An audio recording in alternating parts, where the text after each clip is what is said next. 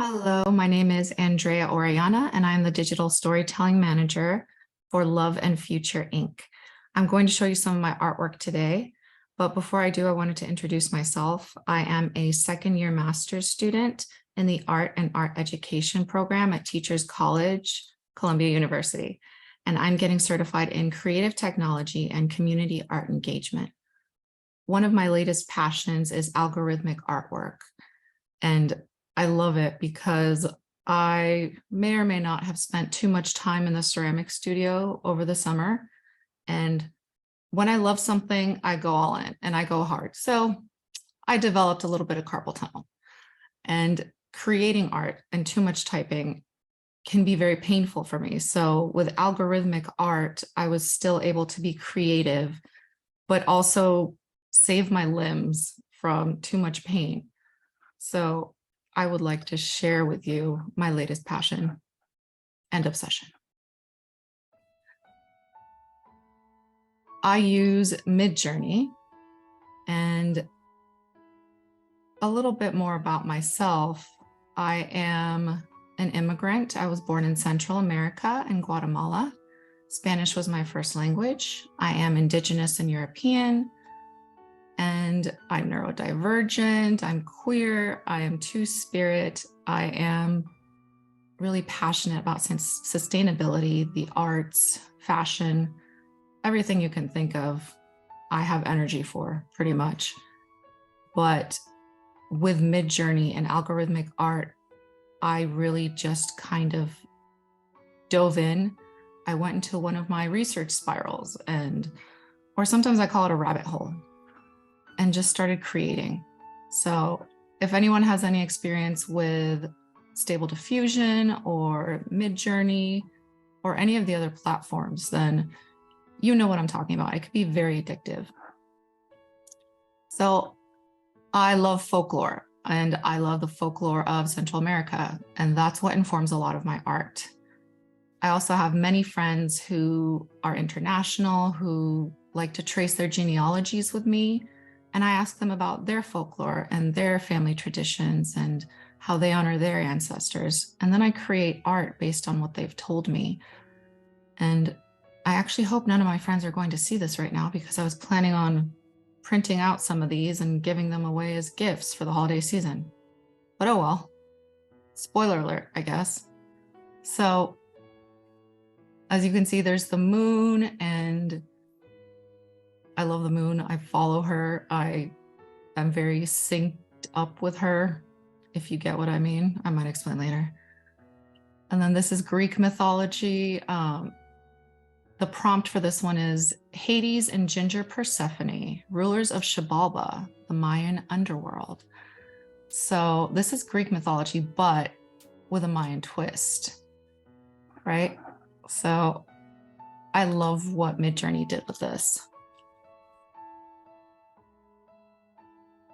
There are some things that I would fix. Like I would definitely go into Photoshop and troubleshoot a little bit, like Persephone's chin here is a little too sharp. But other than that, it looks really cool. And Midjourney has gotten to know me pretty well. And then I love this one because it looks like they're sparring, except her limb here is missing. So I would have to add like another arm here, and I would add the rest of his digits here. But it could also be abstract art, a little more like Picasso or Dali. Here they are sparring again. Face is a little strange. Maybe he's wearing a mask. Maybe she's wearing a mask too. And then I will show you the piece that I love the most. It was the first one that really just worked out for me. And that's because I tried at least 200 times to get it right before Midjourney finally got to know me. And some of these women, most of these women, I should say, are based off of women that I know.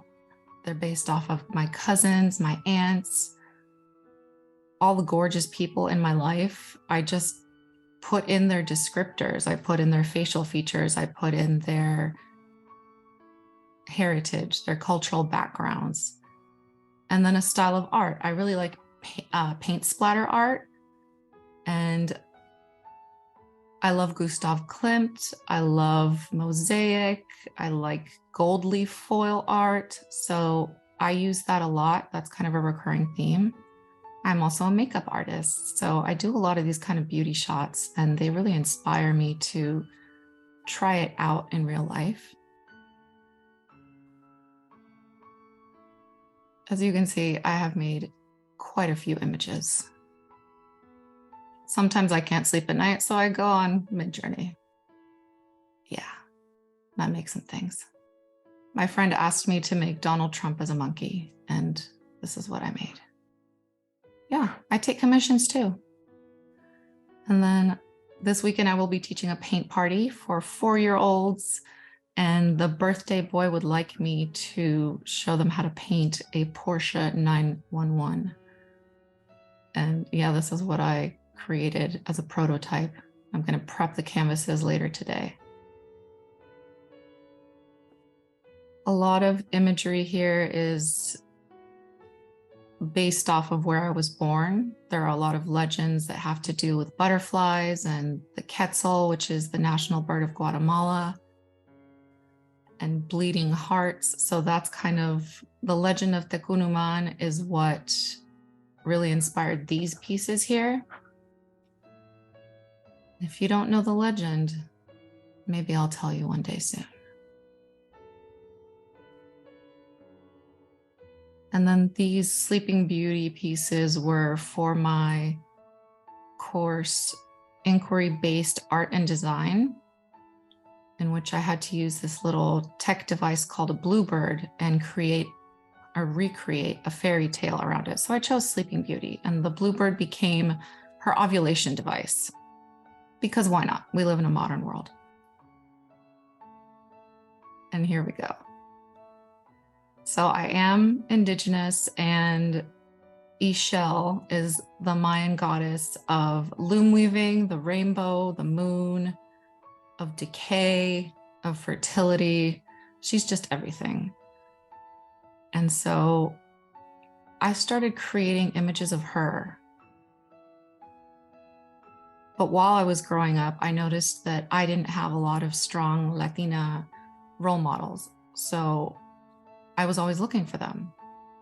And Selena was one of them. She was taken too soon, of course. And then when Jennifer Lopez made the movie, she was a role model. So was Salma Hayek, Penelope Cruz, Sofia Vergara later on. But I even wrote a paper about this for my master's dissertation when I was studying at Queen Mary University of London. Latinas are portrayed in a very limited way, and they can be overtly sexualized, fetishized. And sometimes their anger is called fiery, feisty, spicy, sassy. When I'm approached in public spaces and people find out I'm Latina, then the first thing that some people say is, "Oh, muy bonita, call me papi." And maybe it was funny the first couple of times. That's not funny anymore. Is that all you know about my culture? Is that all you think of me? Yeah. Can we stop? Can we not do that anymore? So I made some dream catchers. I've had a dream catcher since I was 4 years old. My dad got it for me because I used to have really bad nightmares. This is Anansi, the spider from West African lore, trickster god. Yeah, I do love spiders and spider webs.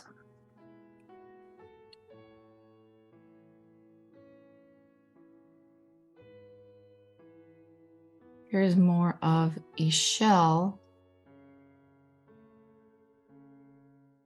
I'm just going to slowly scroll. I made some reptilian shapeshifters with my friend online because I was teaching him how to use this. Some of them end up looking like celebrities. I guess Midjourney likes to pull from certain references. These are the Gustav Klimt inspired ones with the gold leaf foil art. Yeah, as you can see, some of them really look like celebrities. And some of them almost take on an outer worldly alien appearance, which I don't mind. Some of them are like something out of a Tim Burton film.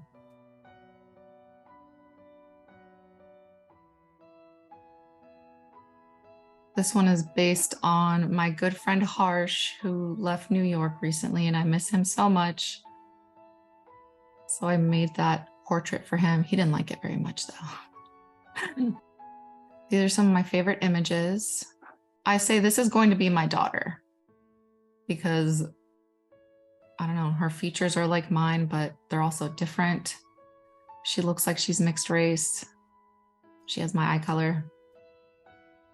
More Gustav Klimt and ink splatter paint. This one is based off of my mom. It looks almost exactly like her. A lot of butterflies and mosaics, and I like to do a lot of embroidered details. So like this, Midjourney made that for me, but I want to take it to the embroidery machine and try to recreate it as best as I can. So there's a huge controversy with artificial intelligence and using it as a platform to create art. A lot of people say it's plagiarism. Some artists are saying it will replace us entirely. I don't believe that. There's still a lot of touch-ups, a lot of editing, a lot of grief that I have to go through when I'm using Midjourney. These are some of my favorite ones that I saved from other users. Very talented people on Discord.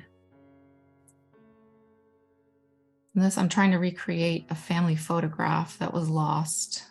My brother and I running towards a lake in Orange County where we grew up.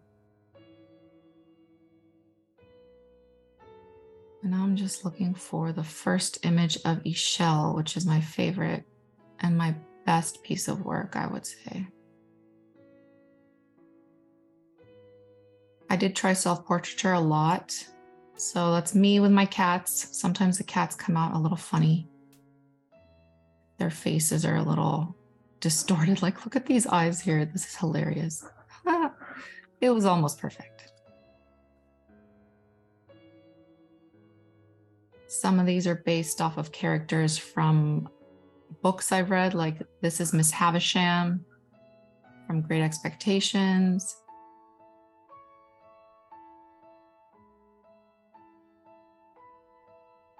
Some of them are based on reference images, like I have uploaded photos of my self-portraits, and then I tell Midjourney to just tweak it a bit. And I'm still working out the kinks, as you can see. Apparently Midjourney thinks I look like Jennifer Lawrence sometimes, so I have used her in a prompt because I do believe that we have a similar eye shape. Here we go. This is my pride and joy. The first image of Ishel that I'm really proud of. I don't know how many tries it took. I have it in my notes somewhere. But I think she's gorgeous and perfect. And I want to see more women that are Guatemalan, Central American, not exotic. Please do not compare people to exoticism and to spices, and let's just not compare people to food. How about that? But I would like to see more diversity portrayed in the beauty industry. And that's why my art is so focused on self-portraiture. Otherwise, all right. Well, that's all I have for today. Thank you very much for hanging out, watching my art, listening to my philosophies. I would love to hear yours, and I would love to hear your sustainability practices. What do you do with your fashion? What do you think of kintsugi? What would you like me to show you next? I literally practice everything. And what's your favorite folklore? What are your favorite tales from your heritage? What did you grow up hearing? And if you don't know, what echoes whenever you hear it? There's a lot of work that I do with AI art, and some of it is recreating and reimagining my own genealogy. And I want to help other people use AI for that same reason. Maybe some of us with lost generational knowledge and wealth and history and missing family members, maybe we can take what we know, use AI as the tool that it's meant to be, and recreate these family histories. It's up to us, isn't it? So, thank you very much for being here today. I appreciate you. Take care.